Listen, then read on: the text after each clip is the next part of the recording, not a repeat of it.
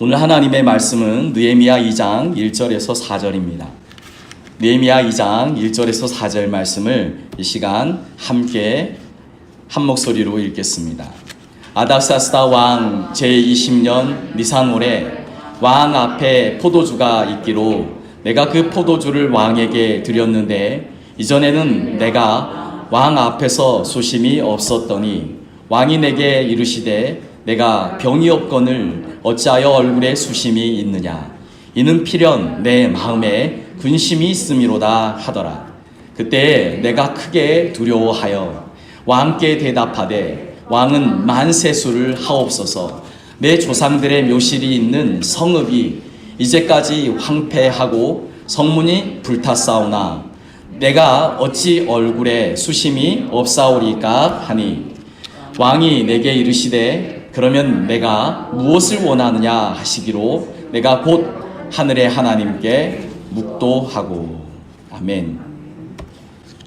요즘 난리와 소문이 우리의 귓전에 울립니다. 코로나19만이 아닙니다. 큰 비가 내렸어요. 그 큰 비가 내려서 물난리가 났고요. 인명피해가 있었습니다. 그리고 또 요즘에는 태풍이 거세게 불어 닥칩니다. 많은 도로가 유실되고 또 건물들이 파손되고 가로수도 힘없이 뽑아집니다. 태풍 때문에도 인명피해가 발생한 건 매한가지입니다. 미국은 이 태풍 때문에 30만 명이 대피하는 소동도 벌어졌습니다. 그런데 이뿐만이 아닙니다. 산불. 우리나라도 산불 때문에 고생하고 있습니다만 전 세계적으로 보면 산불이 화마가 되어 모든 것을 삼키고 있습니다. 일전에는 호주에서 4개월간 산불이 났는데 꺼질 때까지 그냥 기다리는 거예요. 그 산불을 감당할 수가 없는 것이죠. 지난달 말에 보도를 통해서 우리가 알게 되었지만 미국도 이 산불 때문에 지금 몸살을 앓고 있습니다. 특히나 8월 말에 캘리포니아에서 난 산불은 미국에서도 큰 피해를 당하게 되었습니다. 우리나라에서 가장 큰 도시가 서울이지 않습니까? 8월 23일 연합뉴스에 의하면 서울 면적의 6배가 넘는 그런 어마어마한 장소가 산불에 의해 삼켜졌다고 합니다. 어떤 뉴스를 보니까 6배가 아니라 10배다고, 그보다 더한 20배다고, 이런 말도 제가 본 기억이 있습니다. 캘리포니아에서 큰 불이 나게 되면요, 캘리포니아에서 가장 유명한 공원이 있어요. 레드우드 숲이라는 공원이 있는데요, 이 공원도 큰 불로 인해서 소진될 게 뻔합니다. 이 공원은 말 그대로 나무가 울창합니다. 그러면 나무는 불에게 아주 도움이 되지 않겠습니까? 그래서 기자가 이 레드우드 숲을 찾아가 보았습니다. 그런데 의외로 이 레드우드 숲은 보존되어 있더라는 거예요. 큰 불이 났는데, 큰 산불이 났는데 모든 것을 태우며 집어 삼키는데, 그런데 이 레드우드 숲은 멀쩡하더라는 거예요. 산불이 난 흔적은 있습니다만, 그러나 이 레드우드 숲은 큰 불이 난 것에 비하면 별다른 피해가 없는 거예요. 불난 흔적은 있지만 너무 멀쩡한 겁니다. 그래서 전문가들이 알아보았죠. 이 레드우드, 이 삼나무, 이 캘리포니아의 이 숲에 있는 이 삼나무는 특징이 있더라는 거예요. 이 삼나무는요, 수분을 많이 머금고 있다고 합니다. 근데 수분을 얼마나 많이 머금고 있냐면 껍질까지 이 수분을 머금고 있대요. 수분이 너무 많습니다. 껍질도 그냥 촉촉합니다. 물기가 흐릅니다. 그러니까 불붙지 않는 거예요. 캘리포니아 레드우드 숲에 가면 이 삼나무가 100m가 넘는 것도 있습니다. 모든 숲의 나무들은 탑니다. 사람들도 피해를 당합니다. 많은 것이 유실됩니다.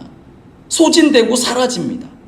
그런데 캘리포니아의 레드우드 숲의 이 삼나무는요, 이렇게 불길에 휩싸이게 되면 이 불의 열기 때문에 공기가 따뜻해져서 이 따뜻한 공기가 많은 것들을 위로 올려보내잖아요. 그리고 멀리 날려보내잖아요. 그러니까 이 삼나무들은 이때에, 불이 난 이때에, 열기가 뜨거운 이때에 자기의 씨앗들을 날려보낸답니다. 그래서 단순히 이 레드우드 숲이 보존되는 것으로 끝나는 게 아니라 더 번성하게 된다. 사랑하는 성도님들, 우리의 삶 가운데 늘 위기가 찾아옵니다.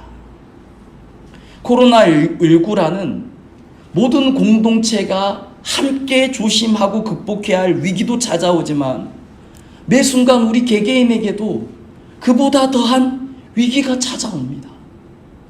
이런 위기가 찾아왔을 때 우리는 무엇을 해야 하는가? 사랑하는 성도님들, 우리는 은혜를 머금고 있어야 되는 것이에요. 하나님의 크신 은혜를 머금고 있어야 되는 것이에요. 그래서 위기가 찾아왔다 할지라도, 문제에 봉착했다 할지라도 우리는 그 문제가, 그 위기가 우리를 덮칠 수 없게 해야 합니다.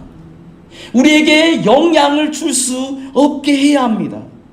오히려 그런 위기 가운데 있을 때 우리는 하나님의 은총을 확인해야 됩니다. 내 안에 주님 계시지. 그리고 오히려 그때에 살아계신 하나님, 나를 지키시는 하나님, 이 모든 위기 가운데 그 위기가 나에게 아무런 영향을 끼칠 수 없음을 간증하는 기회가 되어야 할 것입니다. 예수 그리스도의 아름다운 향기를 널리 전파하는 믿음의 사람이 되어야 할 줄로 믿습니다.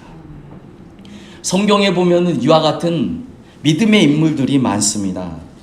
오늘 본문으로 정한 느헤미야도 이와 같은 사람입니다. 위기 가운데 하나님의 크신 은혜를 더 빛내는 사람. 오늘 본문의 내용을 잠깐 살펴봅니다. 느헤미야는 수상궁에 있는 인물입니다. 그러니까 페르시아의 궁전에서 근무하는 사람, 고위급 공무원이죠. 느헤미야는 술 맡은 관원장입니다. 왕의 측근이다 라는 이야기입니다. 이 느헤미야가 자기의 형제로부터 들은 소식이 있는데 좋은 소식은 아니었습니다. 자기의 진짜 고향은 아닙니다마는 믿음의 고향인 예루살렘. 이 느헤미야는 페르시아에서 태어났습니다. 자기의 조상들이 페르시아에서 터전 삼고 산 지가 벌써 150년이 됐습니다. 그러나 느헤미야는 믿음의 고향인 예루살렘을 늘 마음 가운데 머금고 있었던 것이죠. 형제 하나니를 통해서 예루살렘에 대한 소식을 물어봅니다. 궁금했으니까요. 그런데 하나니를 통해서 예루살렘 소식을 듣기는 듣는데 좋은 소식이 아니었습니다. 그 예루살렘 성읍은 그 지방에서 큰 환난을 당하고 능욕을 당하고, 그리고 그 예루살렘 성은 허물어졌고 성문들은 불탔다라는 이야기를 전해 듣게 됩니다. 다 무너진 것이죠. 능욕 중에 있는 것입니다. 회파된 것입니다. 주님의 영광과 동떨어져 있는 것입니다. 마음이 아팠죠. 그런데 이 느헤미야가 그 소식을 듣자마자 느헤미야 2장 1절에 보면 왕 앞에 섭니다. 왕 앞에 서서 이 느헤미야가 무엇을 하냐면 왕에게 포도주를 따라드립니다. 물론 느헤미야는 술 맡은 관원장이기도 합니다. 그래서 왕에게 포도주를 따라드려야 되기도 합니다. 그런데 이 문장이 우리에게 보여주는 것은 뭐냐면 이 느헤미야가 아닥사스다 왕과 친분이 있었다라는 거예요. 아닥사스다 왕의 측근인 것을 과시하고 있는 겁니다. 아닥사스다 왕의 측근인 이 느헤미야가 왕에게 술을 따라 드릴 때 이 느헤미야가 얼굴에 수심이 가득한 표정을 짓습니다. 이런 표정을 통해서 느헤미야가 왕의 관심을 받는 것이죠. 왕의 관심을 이끌어내는 것이죠. 왕이 보니까 느헤미야의 얼굴에 수심이 가득해요. 왜 이럴까? 그래서 왕이 물어보죠. 네 얼굴에 왜 그렇게 수심이 가득하냐? 그러니까 느헤미야가 이렇게 대답합니다. 내 조상들의 묘실이 있는 성읍이 이제까지 황폐하고 성문이 불탔습니다. 그래서 제 얼굴에 수심이 가득합니다. 그러니까 오늘 본문 4절에서 왕이 어떻게 합니까? 그러면 내가 무엇을 원하느냐? 내가 도와주겠다. 이렇게 왕이 대답하고 왕이 도움을 승인해주고 그러면서 이 느헤미야는 예루살렘으로 그곳으로 가서 성벽을 재건합니다. 그것도 52일 만에. 오늘 이 내용이 어찌 보면 아주 간단합니다. 그런데 이 느헤미야가 왕 앞에 나아가고 또 왕에게 예루살렘 성읍 재건을 승인받기까지는 숨어있는 우여곡절들이 굉장히 많습니다. 어찌 보면 미스테리한 일입니다. 있을 수 없는 일들입니다. 무엇이 있을 수 없는 일인가? 먼저는 느헤미야가 왕 앞에 나아가서 수심이 가득한 얼굴의 표정을 지었다는 거예요. 왕이 느헤미야의 얼굴을 보면 얘가 수심이 있구나, 근심이 있구나 알아차릴 정도로 얼굴의 표정을 이 느헤미야가 잔뜩 다르게 지었는데, 그런데 왕이 그 느헤미야의 얼굴의 수심을 보고도 왕이 이 느헤미야에게 오히려 너에게 근심이 있구나라는 것을 되물었다는 거예요. 사랑하는 성도님들, 이것은 미스테리입니다. 왜 미스테리입니까? 술 많은 관원장은요, 절대 왕 앞에서 수심 가득한 얼굴로 서면은 안 됩니다. 왜냐하면 왕은 이 술 맡은 관원장에게 많은 것을 기대하고 있습니다. 당시에는 쿠데타가 굉장히 자주 일어났어요. 그리고 당시에는 가장 쉬운 쿠데타가 뭐였냐면 그 포도주에 독을 넣는 거였습니다. 이 왕은요, 술 맡은 관원장을 아무나 세우지 않아요. 정말 믿을 만한 최측근만 세웁니다. 그리고 술 맡은 관원장이 포도주를 따라줄 때 그때 굉장히 긴장합니다. 혹시나 이 포도주에 독이 들어있지는 않을까? 그런 긴장감 가운데 있기 때문에 왕 앞에 있는 술 맡은 관원장이 수심이 있는 얼굴로 왕 앞에 서게 되면 왕은 그 긴장감을 못 이겨서, 왕은 또 심기가 굉장히 불편해서 그 술 맡은 관원장을 바로 갈아버립니다. 그리고 그 술 맡은 관원장은 바로 처형돼 버립니다. 늘 그렇게 해왔습니다. 정말 이것은 미스테리입니다. 느헤미야가 왕 앞에서 수심 가득한 얼굴을 하면서 선다는 것은 미스테리입니다. 느헤미야가 그 누구보다 잘 알아요. 내가 왕 앞에서 왕의 심기를 건드릴 만한 수심 있는 얼굴을 하면 안 된다는 것을 느헤미야가 그 누구보다 잘 압니다. 그런데 오늘 본문을 보면 느헤미야는 의도적으로 왕이 자기 얼굴에 수심이 있다는 것을 알 수 있도록 수심이 가득한 얼굴로 왕 앞에 섰다는 것이에요. 이것은 확실한 연출입니다. 느헤미야가 일부러 그랬다는 거예요. 그 앞에 서서 죽을 수도 있지만 느헤미야는 그냥 일부러 그렇게 했다는 겁니다. 왕이 자기에게 수심이 있는 것을 발견하도록. 느헤미야가 왕 앞에 이렇게 수심 있는 얼굴 가득한 모습으로 서 있는 것은 정말 미스테리입니다. 그리고 왕이 수심 있는 얼굴로 서 있는 이 느헤미야를 바로 물리지 않는 것도, 바로 교체하지 않는 것도 미스테리입니다. 또 오늘 본문에 보면 3절 말씀에서 왕이 이제 물어보지 않습니까? 도대체 네 얼굴에 왜 이렇게 수심이 많으냐? 라고 물어봤을 때 이 느헤미야의 이 대답이요. 이 대답도 참 지혜롭습니다.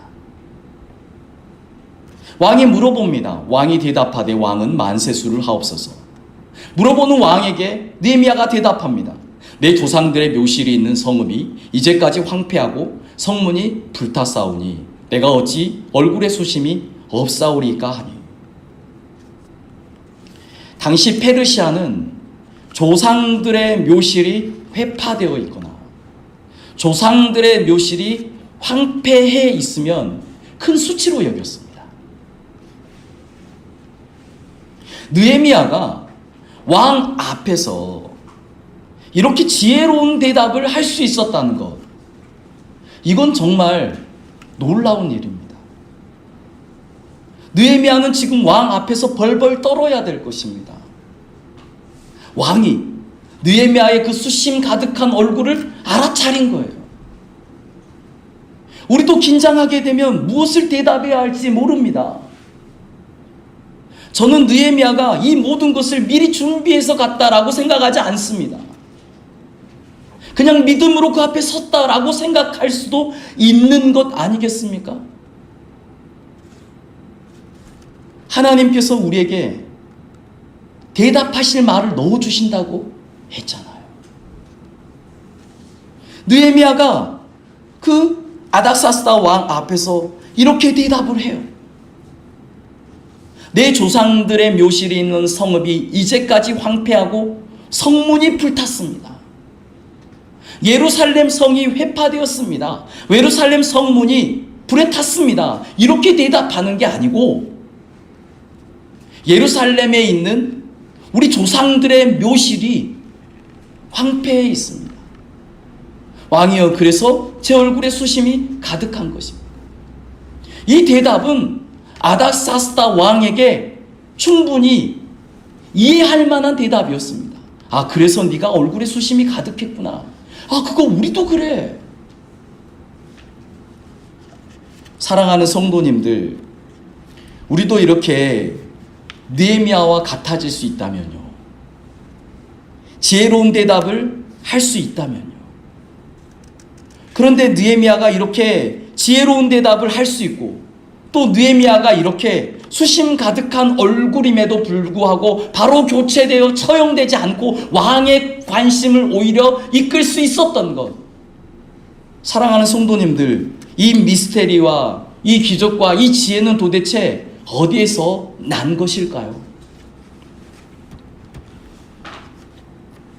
이 시간 우리 느헤미야 1장 1절과 또 2장 1절 이 사이에 있는 내용들을 한번 살펴봤으면 좋겠습니다. 느헤미야 1장 1절 보면 느헤미야가 수상궁에 있습니다. 그곳에서 예루살렘에 대한 형편을 듣게 됩니다. 좋은 얘기가 아니었습니다. 예루살렘 그 성읍이 큰 환난을 당하고 능욕을 받고 성이 허물어졌고 성문이 불탔다는 얘기를 들었습니다. 이 얘기를 듣자 느헤미야가 어떻게 했습니까? 이 말을 듣고 울었다. 수일 동안 울었다. 수일 동안 슬퍼했다. 그런데 여기서 끝나지 않죠. 이 수일 동안 울고 수일 동안 슬퍼한 느헤미야가 하나님께 기도했다는 거예요. 하나님께 금식하며 기도했다는 겁니다. 하나님께 금식하며 기도할 때 하늘의 하나님 여호와, 그곳으로 오신 하나님이여, 주를 사랑하고 주의 계명을 지키는 자에게 언약을 지키시며 긍휼을 베푸시는 주여 간구하나이다. 이렇게 간절히 기도한 이 느헤미야의 기도. 그런데 이 느헤미야의 기도는 한순간의 기도가 아니었다는 거예요. 느헤미야 1장 1절 말씀에 보면 느헤미야가 이 소식을 언제 들었는가? 아닥사스다 왕 제20년 기슬루월. 기슬루월은 10일에서 12월입니다. 그리고 이 느헤미야가 계속 기도하다가 왕 앞에 섰을 때, 그때는 언제였는가? 그게 느헤미야 2장 1절입니다. 오늘 본문의 시작이죠. 아닥사스다 왕 제20년 니산월. 니산월은 3월에서 4월입니다. 5개월입니다. 5개월. 느헤미야가 예루살렘 성에 대한 안 좋은 소식을 듣고 기도하기 시작한 지 5개월입니다. 5개월. 느헤미야는 왜 하필 3월과 4월인 니산월에 왕 앞에 섰는가? 이 니산월이라는 이 의미가 새로 시작하다라는 그 의미를 머금고 있다고 합니다. 그러니까 느헤미야는 5개월 동안 기도하면서 하나님, 우리에게 새로운 시작을 주십시오. 하나님, 우리에게 새로운 시작이 있도록 회복시켜 주십시오. 그렇게 5개월 동안 계속 기도했다라는 것입니다. 5개월 동안 계속 준비하며 5개월 동안 계속 기도했다는 것입니다. 마치 에스더를 잊고 있는 것 같습니다. 에스더가 왕 앞에 서기 전 이스라엘 백성들에게 3일을 금식 선포합니다. 그러면 간절히 기도하지 않습니까? 느헤미야도 왕 앞에 서기 전, 왕 앞에 자기의 수심이 가득한 얼굴로 서기 전 기도했다는 것입니다. 5개월 동안 기도했다는 것입니다. 니산월이 돼서야, 새로운 시작을 알리는 그 달이 되어서야 하나님께, 하나님 우리에게 새 시작을 주십시오. 하나님 우리가 회복될 수 있도록 새로운 시작을 주십시오. 오늘이 새 날이 되게 해 주십시오. 오늘이 하나님의 응답이 있는 날이 되게 해 주십시오. 그렇게 기도하며 아닥사스다 왕 앞에 섰다는 것이에요. 잠언 21장 1절 말씀, 왕의 마음이 여호와의 손에 있음이 마치 봇물과 같아서 그가 힘으로 인도하시는도다. 우리 이 말씀 잘 압니다. 예전에 에스더를 볼 때도 이 말씀을 함께 살펴보았습니다. 농부가 있습니다. 물을 모아요. 보에 물을 모아요. 농부는 그 물을 어디에 대는가? 자기가 볼 때 필요한 논에다 갖다 대는 겁니다. 이와 같다는 거예요. 하나님은 왕의 마음을 힘으로 인도하신다는 거예요. 왕의 마음이 여호와의 손에 있음이. 느헤미야도 이 말씀을 붙들고 기도했을 것입니다. 하나님, 왕의 마음이 누구에게 있습니까? 하나님께 있지 않습니까? 5개월 동안을 계속 기도했을 것입니다. 계속 기도하고 니산월이 되어서 하나님 이제 새 시작을 주십시오. 믿음으로 아닥사스다 왕 앞에 섰다는 것입니다. 우리는 여기서 정리해 볼 필요가 있습니다. 느헤미야가 5개월 동안 기도하며 준비했습니다. 그 결과 어떤 일이 있었는가?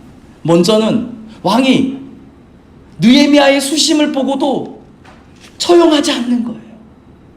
그리고 오히려 왕이 느헤미야에게 관심을 갖는 것입니다. 그리고 또 느헤미야가 왕 앞에서 아주 지혜로운 대답을 했다는 것이에요. 다른 것이 아니라 예루살렘 성벽을, 저물어진 성벽을 재건해 주십시오. 저것 때문에 마음이 아픕니다 라는 게 아니에요. 그렇게 했다고 한다면 이는 반역입니다. 아주 지혜로운 대답을 하죠. 우리 조상들의 묘실이 있는 예루살렘이 회파되어 있습니다. 이렇게 대답할 때 왕은 충분히 이해가 갔던 거예요. 왜냐하면 페르시아에 있어서 가장 큰 수치는 조상의 묘실이 회파되는 것이기 때문에. 그래서 어서 가서 그 묘실을 재건하라 하죠. 그리고 그 왕의 허락과 함께 느헤미야는 왕의 지원을 받아서 52일 만에 기적적으로 예루살렘 성벽을 재건합니다. 사랑하는 성도님들, 오늘 제가 우리 성도님들과 함께 결심하고 싶은 것은 무엇인가? 기도의 삶을 우리 하나님께 원하신다는 거예요. 그 기도의 삶으로 하나님 앞에 나아가자는 겁니다. 철로 역정이라는 희대의 작이 있습니다. 이 철로 역정의 주인공은 크리스천입니다. 이 크리스천이요, 왕의 대로로 순례길을 갑니다. 우리의 인생길을 믿음으로 걸어가고 있는 거예요. 그런데 이 크리스천이 갑자기 좀 피곤이 찾아오고 또 지쳐있기도 했고 또 이 여정이 힘들기도 해서 그 걸음이 늦춰지고 있을 때쯤에 그 옆에 있는 잔디가 융단처럼 깔려있는 그 초원을 발견하게 됩니다. 크리스천은 그 잔디가 융단처럼 깔려있는 그 초원을 보면서 그쪽에서 걷고 싶다라는 충동이 들어요. 그러고 보니까 그 길도 왕의 대로와 같이 방향이 비슷해 보이는 거예요. 그래서 크리스천은 길을 옮겨갑니다. 걸어보니까 정말 푹신해요. 정말 융단처럼 피곤함이 싹 사라지는 것 같아요. 그렇게 걸어가다가 밤이 되었습니다. 그런데 밤이 되니까 갑자기 캄캄해지고 폭우가 몰려오고 숨도 못 쉬게 되는 거예요. 그래서 크리스찬이 어떻게 할까? 그 옆에 있는 굴로 몸을 피하죠. 그런데 이 굴은 절망의 거인이 관리하고 있는 곳입니다. 그래서 이 절망의 거인이 크리스천을 붙잡습니다. 붙잡고 이 크리스천을 감옥 안에 집어넣어 버립니다. 그리고 자물쇠로 잠궈. 이 감옥 안에서 크리스천은 고문도 당하고 매질도 당하며 소망도 없는데 매일같이 힘든 거예요. 저 자물쇠를 열고 나갈 수도 없고 거인에게서 열쇠를 빼앗을 수도 없는 그런 상황. 이 크리스찬이 절망합니다. 누군가가 일러줘요. 이 감옥에서 나가고 싶으면 거기서 죽는 길 외엔 없다. 그래서 크리스찬이 자살을 생각하기도 합니다. 그러다가 어느 날 밤 더 이상 견딜 수 없고 자살을 할까 하다가 하나님께 기도하기 시작합니다. 크리스천이 주님께 매달리기 시작합니다. 밤새도록 기도하기 시작합니다. 마치 사도행전에 바울과 실라같이 하나님께 간절히 기도하기 시작합니다. 물론 그 밤에 옥문이 열리지는 않았습니다. 그러나 그 다음날 아침까지 날이 새도록 크리스천이 하나님께 기도하는데 날이 셀 때쯤에 갑자기 떠오르는 생각이 있었어요. 자기의 품 안에 열쇠가 있는 거예요. 그 열쇠의 이름은 언약의 열쇠였습니다. 그런데 갑자기 생각이 나는 거예요. 자기가 품고 있는 품 안에 있는 이 언약의 열쇠는 모든 자물쇠를 끄르는 거예요. 그걸 이제껏 생각하지 못했던 거예요. 수많은 매질과 고난 가운데서도 그것을 생각을 못했던 거예요. 그러다 주님 앞에 간절히 기도하고 날이 새자 번뜩 생각이 나는 것입니다. 사랑하는 성도님들, 우리에게도 이런 하나님의 지혜, 이런 하나님의 응답이 있기를 소망합니다. 간절히 기도하고 주님께 나아갔더니 주님께서 갑자기 생각나게 하시는 거예요. 갑자기 확신을 주시는 거예요. 너 죽지 않아. 갑자기 우리 주님이 우리에게 응답을 주시는 거예요. 내 품에 손을 넣어봐라. 열쇠가 있을 것이다. 사랑하는 성도님들, 우리는 기도해야 합니다. 철로 역정의 저자는 존 버년입니다. 17세기 사람인데 이때는 굉장히 암울했던 시기입니다. 존 버년이 설교했습니다. 하나님의 말씀을, 하나님의 마음을 담아 선포했습니다. 그런데 설교했다고 감옥에 들어가게 돼요. 그 감옥에서 12년 동안 감금되어 있습니다. 그런데 그 감옥에서 듣게 된 소식이 있어요. 존 버년에게는 14살 딸이 있었어요. 그런데 그 딸은 시각장애인이었어요. 누군가가 돌봐주면 조금 더 살 수 있어요. 존 버년은 마음이 아팠어요. 내가 우리 딸 옆에 있어야 돼. 내가 이 감옥 안에 있으니 우리 딸이 죽은 것은 아닌가. 사랑하는 성도님들, 이런 절망 앞에 존 버년이 붙드는 것은 기도였습니다. 그 감옥 안에서 12년 동안 이 존 버년은 하나님께 계속 기도했습니다. 하나님께 기도하면 하나님께서 빛을 비춰주시는 거예요. 하나님께 기도하면 하나님께서 말씀을 생각나게 하시는 거예요. 하나님께 기도하면 하나님께서 평강을 주시는 거예요. 하나님께 기도하면 자기 딸이 하나님의 보호 아래 있는 귀한 모습을 보여주시는 거예요. 사랑하는 성도님들, 우리는 기도해야 합니다. 존 버년이 그렇게 기도하며 주님 앞에 나아갔을 때 그 12년의 감옥 생활을 견딘 것입니다. 그냥 견딘 게 아닙니다. 은혜로 견딘 것이에요. 그 안에서 주님의 귀한 은혜와 주님의 마음을 알게 되는 것이에요. 감옥도 하늘나라예요. 감옥도 우리 주님 함께 계셔요. 그곳에서 존 버년은 바로 이 철로 역정을 기록하게 된 것입니다. 견딘 정도가 아니라 희대의 작품을 남겼다고. 주님의 은혜와 은총을 이 존 버년이 누린 그대로 표현해서 작품을 만들었다는 겁니다. 저는 주중에 마음이 아픈 얘기를 참 많이 들었습니다. 어떤 사진을 봤는데요, 상점 앞에 이런 문구가 써 있는 거예요. 교회에 다니는 사람은 당분간 받지 않습니다.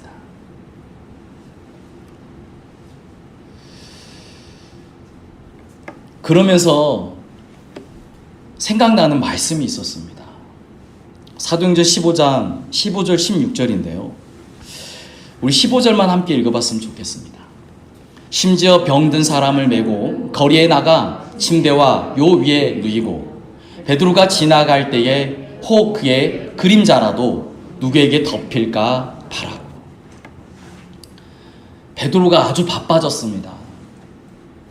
베드로는 말씀도 증거해야 되고 또 교회도 섬겨야 되고 또 성도들도 섬겨야 되고. 그런데 그 베드로를 찾아오는 사람들이 많았습니다. 베드로를 만나달라고 아우성치는 사람들이 많았습니다. 베드로는 이들에게 미안했어요. 만나주지 못해서 미안했고 기도해주지 못해서 미안했습니다. 이때 많은 사람들이 베드로가 지나다니는 그 길에 병든 사람을 메어다 둡니다. 침대나 요를 가지고 와서 그 위에 병든 사람을 메워다 둡니다. 베드로가 지나가는 그 길에. 사람들이 왜 그렇게 했는가? 베드로가 지나갈 때 베드로는 바쁩니다. 그냥 지나갑니다. 그러면 사람들은 베드로는 그냥 지나가는 것을 이해해요. 그러나 베드로는 만나고 싶어요. 그게 안 되니까 베드로의 그 그림자라도 덮어주기를 원하는 마음. 성경은 이 베드로의 그림자에 덮인 사람들은 어떤 병에 있건 나았다고 기록합니다. 저는 이 베드로의 그림자가 계속해서 머릿속에 떠나질 않았습니다. 왜 사람들은 저 베드로의 그림자라도 자기에게 덮어지기를 원했을까? 그것은 분명 베드로의 그림자가 젖는 자의 그늘처럼 여겨졌기 때문이리라. 시편의 말씀이 생각났습니다. 91편 1절에서 6절 말씀. 지전자의 은밀한 곳에 거주하며 젖는 자의 그늘 아래 사는 자요. 베드로의 그 그림자를 보면서 사람들은 이 말씀을 생각해낸 것입니다. 시편 91편 1절의 말씀. 젖는 자의 그늘. 젖는 자의 그늘은 어떤 곳입니까? 젖는 자의 그늘은 피난처요 요새가 된다고 했습니다. 젖는 자의 그늘, 그 젖는 자의 그늘은 모든 사람들을 올무에서와 전염병에서 건진다고 했습니다. 젖는 자의 그늘이 우리를 덮어주면 모든 공포와 모든 화살이 우리를 뚫지 못한다고 했습니다. 퍼지는 전염병과 닥쳐오는 재앙도 두렵지 않다는 거예요. 그 전능자의 그늘이, 그 전능자의 그늘이 우리를 덮어줄 때, 저는 베드로의 그림자가 사람들에게 상기시키는 것이 바로 하나님의 그늘이라는 생각이 많이 들었습니다. 그러면서 저도 그런 기도 제목이 생기는 겁니다. 하나님, 우리 교회가 젖는 자의 그늘이 되게 해주십시오. 하나님, 우리 교회가 비록 베드로의 그림자라 할지라도 젖는 자의 그늘이 생각나는 교회가 되게 해주십시오. 우리 성도님들이 겉은 그냥 일반 사람인데 그를 보면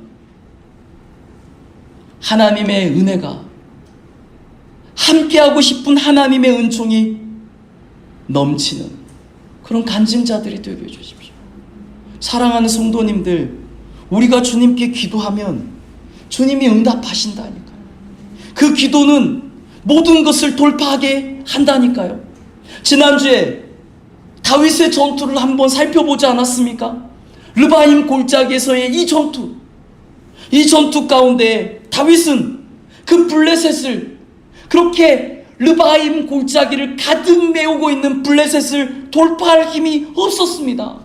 비전의 위기 가운데 있었습니다. 그때 다윗이 하나님께 기도하지 않습니까? 그때 하나님께서 다윗에게 주신 응답이 무엇이었습니까? 내가 개입하겠다, 그렇게 말씀하시고 하나님께서 그 대적을 흩으셨다고 하지 않았습니까?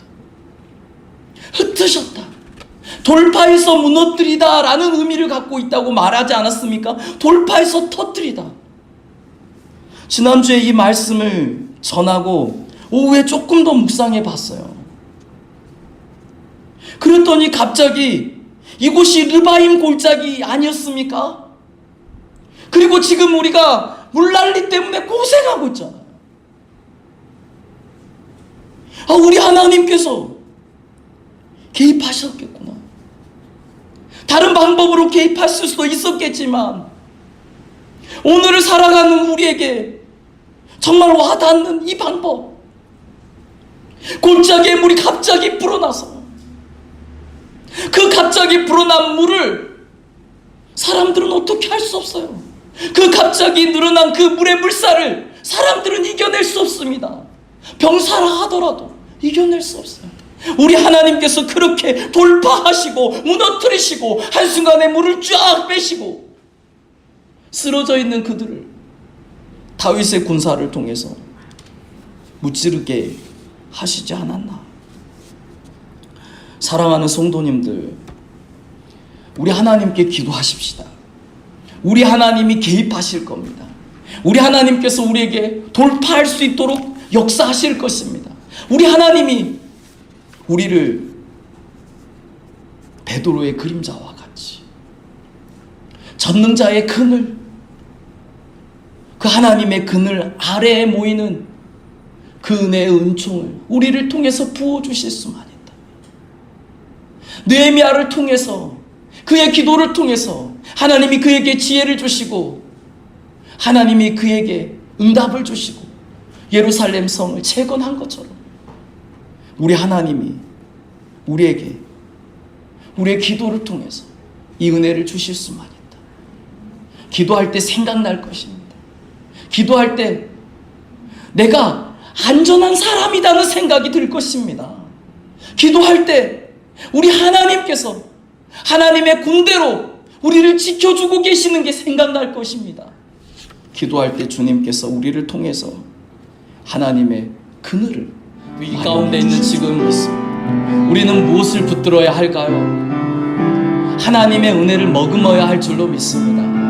그 하나님의 은혜가 우리 가운데 충만히 임해 있으면 세상의 위기가 우리에게 아무런 영향을 끼치지 못할 것입니다. 세상의 불이 우리에게 엉겨붙지 못할 것입니다.